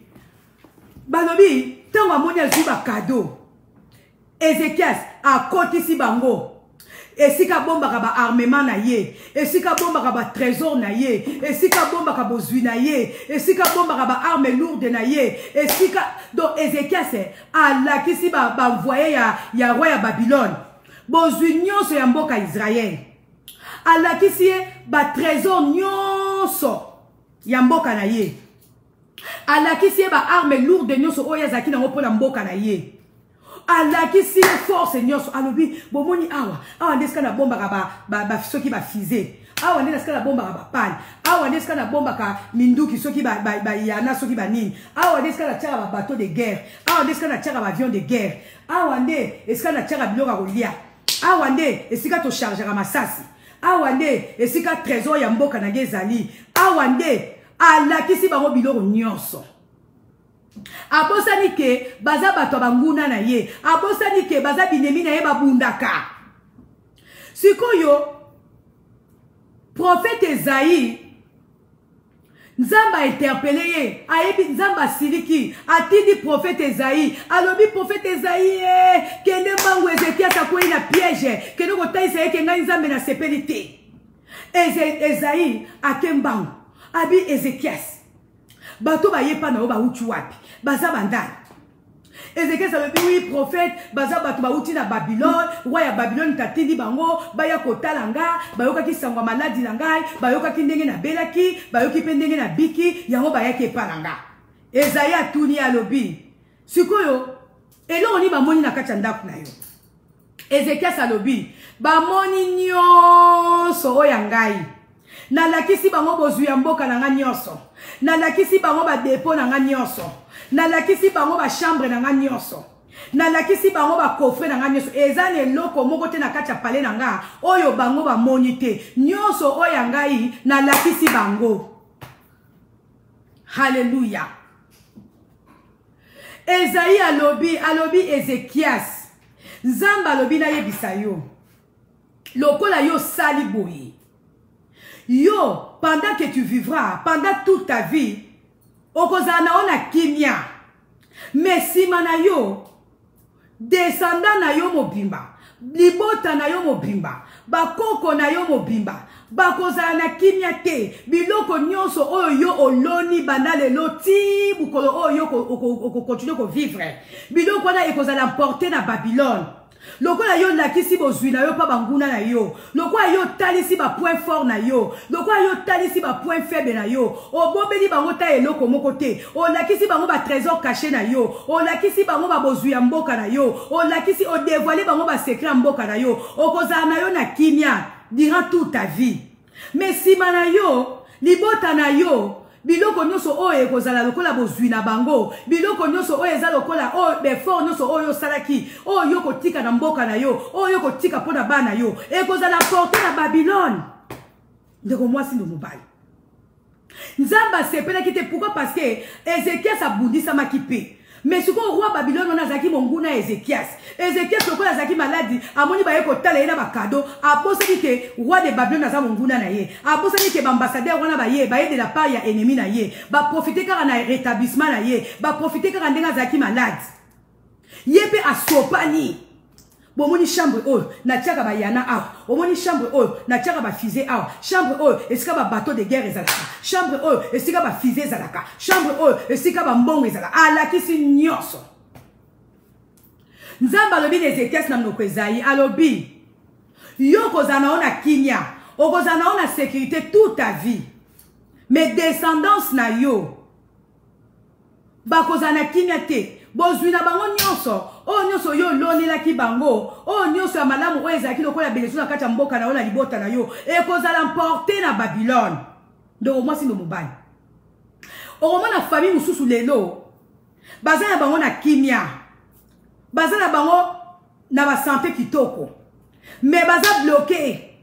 Ba faire esimba raté, ba sa bo esimba raté. Pourquoi? Parce que ba koko na bango ba kotaka ba interdit na kati ya famille na bango. Ba koko na bango ba kotaka ba étranger na kati ya mabota na bango. Ba koko na bango ba livra ka secret ya libota na bango ndoro na ngai. Ezekias a livra ki secret nyo sa libota na ye. Ezekias a livra ki secret nyo so ya palais na ye. Ezekias a livra ki secret nyo so ya mboka na ye. Na zela ya ruse. Pona ko ba pona ba cadeau. Pona ba cadeau ba pesa ki ye. Pona gentillesse ba pesa ki ye. Aposani ke batona bazaki banguna na ye. Bible si biso Ezekias azaki na ye na kimia vi na ye mobimba. Mais Bible si biso awa Nzamba lobi plusieurs de tes propres descendants issus de toi deviendront serviteurs dans le palais du roi de Babylone. Yango to mona lelo mabota mingi eza na servitude, mabota mingi lelo eza na botutu, mabota mingi lelo eza na ba piège, mabota mingi lelo ata zo sala musala ngondenge nini, musala eva e avansaka te. Mabota mingi lelo baza ya bango na kimia. Mais makambo ezo marché te pourquoi? Parce que ba koko na bango ba kotisa ba interdit moko na kati ya libota na bango oyo esala ke ememela bango ba blocage, ememela bango botutu nyonso ba kosala ko simba te. Pourquoi? Parce que ba koko na bango ba kotisa ka ba interdit moko ndo mo sindo mobile et c'est que toza ba famille boy to yebaka likambo oyo tant tozo mona ngo to luka to ba origine ngo. Pourquoi likambo ezo sala mela biso Nzambe lokola révélera biso ba chose cachée. A kotalisa biso ke omoni likambu oyo parce que koko moko na famille no asaka boy. Parce que likambu oyo koko moko asaka boy. Parce que likambu oyo eza na ndeko moko na famille no asaka boy. Ndonanga. Yango tozana nyongo ko sala malamu. Tozana nyongo ya ko observer la parole de Dieu. Tozana nyongo parce que nyoso tozo sala e kokoti sa bénédiction pe kokoti sa malédiction na famille na biso. Ézéchias a koti sa ki étranger na kati ya palais royal. Ézéchias a livra ki ba secret ya mboka na ye. Ézéchias a livra ki ba secret libota na ye pa banguna. Ye dira toute sa vie azaki na ye na kimia. Mais tant ye azaki sous te bibe sibiso descendance na ye mobimba. Ba koma ki ba esclave, ba koma ki ba serviteur. Bon, si vous avez ces emportés dans Babylone, pourquoi? Parce que quand on a bango Ézéchias a tekaka secret libota. Le homme a bota na biso. Et ça va ma campé sont marché. Pourquoi? Parce que ba koko na biso ba tekaka ba secret ma bota na bango. Ba tekaka lo lengeni bango ba bozui na bango e banda. Ba tekaka bango ba kanisa kike ils avaient affaire na ba camarades, to na ba famille, to na ba mi, nzo kande ezalaki banguna na bango. Nzoka ba ambassadeur ya roi Babylone wana ba yaki avec gentillesse ba yaki avec sympathie ya kota avec compassion kota lisa Ézéchias que non obela ki siko obiki il fallait pas souka kana salon oye kota langa na zama ndaza malade na biki Ézéchias azaki emporté à côté de mon bando nanga combien to kota ba ninga na biso na bandaku na biso to kenara même plus loin ya ko livrer bango ba secret na biso. Même ba secret ba foyer na biso, même ba secret ba na biso, yozo kanisa ke ozwebisa na bandeko na yo, yozo kasa ozwebisa na ba famille na yo, yozo kasa ozwebisa na ba ninga na yo, yozo ozwebisa na ba binemi na yo, bazo ye bandeni ba ko zongela yo ko ba bundela yo. Ndo mwasi ndo mubali. Essayez de observer. Mutuni oyo zo kota na kati ndaku na yo. Mutuni oyo zo kota na kati chambre na yo. Mutuni oyo zo livrer ba secret na yo. Hallelujah. Yo okatake o aza ndeko nanga o aza yaya nanga o aza leki nanga nzonga za monguna no azo combattre yo o livrer ba secret na o nyonso ayebi point faible na ona point fort na yo ako utiliser kaka ba point fort wana o yo moko tekeli dossier pour azongela ya ko combattre yo nzonga ba to wana ba ambassadeur wana ya Babylone ba yaki vers Ézéchias pour bazwa secret ya Ézéchias pour na suka bazongela yebi tumba ndo mwasi. Yo na chambre na yo okota kaka ba ninga na yo mais yo na chambre na bango kota te faut comprendre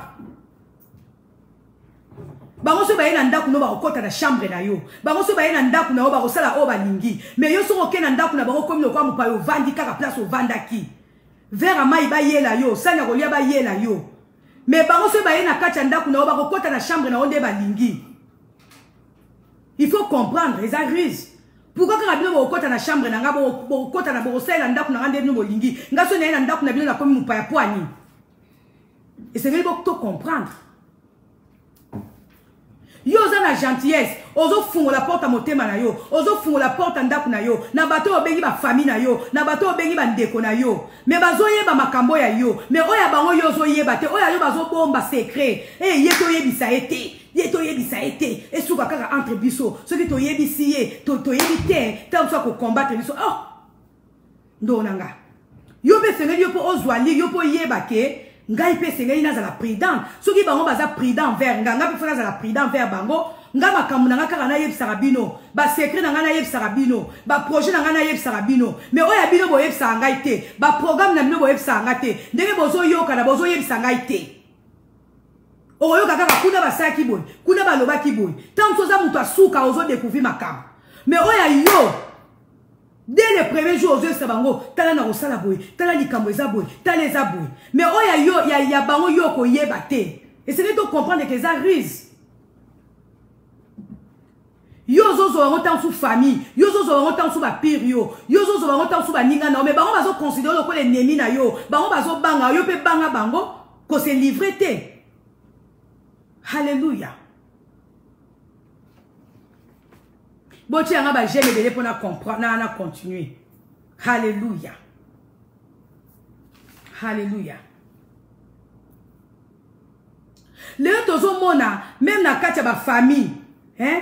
Ba famille mingi les a bloqués, ba famille mingi les a freinés, ba famille mingi les a maudits. Pourquoi? Parce que ba koko na bango ba koti saka makambo ezaka interdit. Ba koti saka ba étranger na kati ba famille na bango, oyo ba yebaka ba secret na bango, oyo ba yebaka ndeni ba lukaka mbongo na bango, oyo ba yebaka ndeni ba lalaka, ndeni ba lamukaka ekomi na bango bitumba. Hallelujah. Bato msusu yo oyamba bango na ndenga bolingo. Otaisi bango bolingo, etant que yaya, etant que leki, etant que mamba. Ya na kati ndaku na azo luka yeba, otiaka tomate place nini, otiaka maya omela place nini, olala ka ndenge nini, drani no lalaka, mobali na yo alia ka ndenge nini. Pona suka azongela ya ko combattre yo. Ndonanga, diable aza na rise, aza ko infiltrer ba famille na biso, aza ko infiltrer mabota na biso, na zala ba gentillesse na biso. Yo fungoni maboko, mais bango bazozonga sula ma be, eza rise. Tout na bato to kotsa na bandako na biso, est-ce que bazaka ba ninga na biso? Bato to boko na bandako na biso, est-ce que bazaka ba famille na biso réellement? Tant so bazaka ba binemi na biso, ba ngeka ba ye ba faiblesse na yo, ba ngeka ba ye ba point fort na yo, pona suka eko ma combat pona yo, ba zongela olo la rise. Alléluia. Et c'est que tu es ma makambo, et c'est que tu es informé parce que tu retires la ignorité. Lilo banzambe ezali vérité, ezala pona ko éclairer biso. Ce que tu as la ignorance na makambo on nzamba za ko informer biso alors que biso ko tozo kota ba problème na famille na biso. Et c'est que tu as makambo oyo poto tia stop na bituma na famille na biso. Alléluia. O te o moni ngaku ndenge zabwe mobile na ngakutu na ebite. Mikolo na olambela epondo azoseka na pondu te yebe kuna mikolo ali ko lia nini mikolo mobali na ngali ka ko lia matembele mo batia mafuta mbila mais mafuta mbila ngo pena zo comprendre te alinga ke bela te moninga bandi ko zwa information ya biloko mobali na alinga ka ayebi ke yozo koka kolamba ngote akolamba ngo bengi si mobali na o surprise na ndaku semeki na ngale kana na ndaku ko mobali na ope innocent mo way ayebi ka no camarade ya mobali ya moninga na ngande abendi singai alambi kaka biloko oyo koka kolamba te oyo yebisaki eke mobali no alingaka mingi ke oresite kolamba ngo te atieni mobali na yo mobali no tanga kolia sepeli en tout cas belle sœur na sepeli na plan o makasi oyebi ke ndeko no kuna akati ndaka soko kolamba biloko te en tout cas lambela ngango ko chaque samedi na no ya kolia ndonanga yo na kati ndako vandi nzonga moninga na yo akoma kolamba plana chaque samedi yo koka kolamba te oyo yebisaki mobali na yo mobali no yebisaki yo kalinga ko lia mingi camarade na yo soka kolambela mobali na yo chaque jour chaque semaine mobali no akoma okende kolieba surtout kaka na ndako plango mobali na yo atungisaka su yo lamba ngote pourquoi parce que déjà moninga na yo akomi kolambela yango chaque jour chaque semaine ndonanga ngai po na ya no wai nanga non na yekola nyonso na sala tuna yeba ndeni balamba nguma na sala tuna yeba ndeni balamba biloko bandundu po mobali nanga aloba na ngai te ke mapaka bakolambela nga nguma bakolambela na sala tuna lamba ka nyonso mobali nanga oza na droit koyebisa nga te ke okolambisa eloko boye place boye nga moko na kolambela yo na yekola tout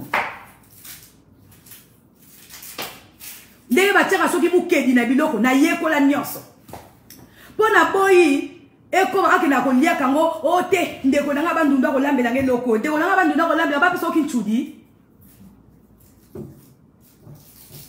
faut za ka prudent diable ako profiter kana ba faiblesse na biso ndonanga kotaisa na batute ke loko mobile no lingaka ngo yoko ka kosala ngo te muningi mutozo yebisana akoluka kaka ya yeba ngo pa na ko inviter mobile na yo. Alléluia. Ngana sala tout. Nga eza lelo moto mobile na ngalo ba o mapata balambeli ba rolambela nge loko ou bien eloko oyo tout ça. Alléluia. Toza ba diable za tout autour na biso na ba rise. Alléluia.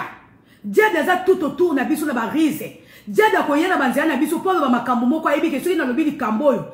Ako résister ta ko répondre nga siko biso to za na prudent soko moni muto azo tuka yo muto azo loba no mabe muto aye na benjir contre yo muto aye ko menacer yo muto aye ko provoquer na mabande wala nga beta mo kara mona lokola ko bazo tambwa na se ko kwea na nzela na ete zali ba rise azo linga longola onction na kati na yo azo linga alongola position na yo. Alléluia. Diable a utilisé a kondaka akota nanzela na gentillesse na biso, nanzela na bolam na biso, nanzela ya hospitalité na biso. Mais tous à la prudent, to tika ko yamba batu te, to yamba batu mais seulement to tout na rappel ezali volonté nzambe. Tant tozo sa likambo, to associer ka nzambe parce que nzambe na biso a ko révéler biso ba choses cachées, a ko révéler biso makambo o monguna azolinga asala. Alléluia. Alléluia. Ezekiel nanzela ya sympathie na ye ayambaki banguna na ye alakisi bango ezalaki bozwi na ye alakisi bango ezalaki je sais pas quoi ba arme na ye ayeba ite ka livraki secret et pas banguna na ye. Alléluia. Alors to mona lisusu mutu moko su na kati na Bible ye pe lisusu azalaki piégé. Torotanga na 2 rois 6.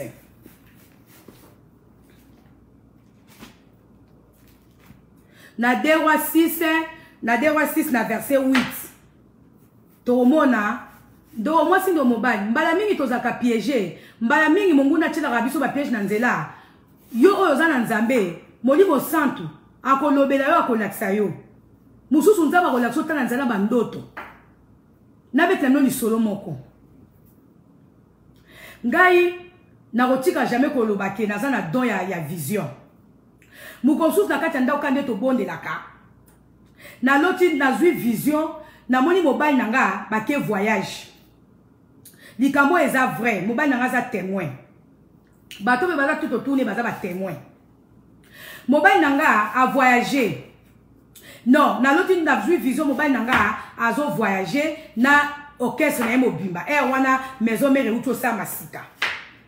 Sikoyo nazo mona na kati ya voyage wana ba musicien ba kimi. Nazo mona bitumba bibi na voyage. Na moni penza na oya zalaki promoteur a bitumba. Babudi sikoyo alobi no ko ba panza na kaka ba panzani. Sikoyo na moni mobali nanga azozonga azongika na batundamba. Sikoyo ba tête oyo penza ya chilaki motema na kati ya vision wana bazotesa ngande bango nde ba promoteur ya dislocation bango nde ba promoteur ya départ na surtout ki boye ndoto na ebisi na ngabi ya Noël na loti ndoto ke voyage moko na moni oyo abundi na moni oyo alongwe na moni oyo alongwe na moni oyo akimi na ba kombo na bango nazotangela bango Dieu m'attend parler nazoteya bino liboso na nzambe. Nabi na moni oyo azate oyo akotikala oyo akotika oyo azate oyo azate ya Noël sikwebisi na bia patalo yo pina badoto na yo te oyo penza oyebi ndeko mwasi tala soki nzamba azorevele biso makambo tondima oyo molimo santa azorevela biso enoto mona oyo ezali apparence parce que oyo tozomona na libanda boeza ongoka ba décor na ebisi ya nanga bia Noël na loti nazwi vision boke voyage moko na moni musicien oyo babu abisaki des autres moko oyo azongite oyo azongite oyo azongite oyo azongite mapata yo peka bandoto na ngabi ya Noël bandoto na ngambe oyebi bien ke bandoto na nzamba lobela kutu ndenge to moyo to sambela tema na kibo moto ezalaki impossible pona ye bato nga na tangelaki ye bato nga na monaki na vision batika ye alobi mapata te lobe kozana ngo bato mususu me oyo na ndimite oyo na ndimite oyo na ngabi ya Noël. Nzamba na kisinga iba ko yate ba ko tikala. Nzamba na kisinga ke bazolongwa. Patalo yo pe te patalo. Te sambela sou bien nzamba la so bien oyo akokima te. Oyo peda pire petit nanga oyo peza non oyo non. Mobile nanga aboya ngo na mutema moko. Ngabi okay to sambela ka nzambe.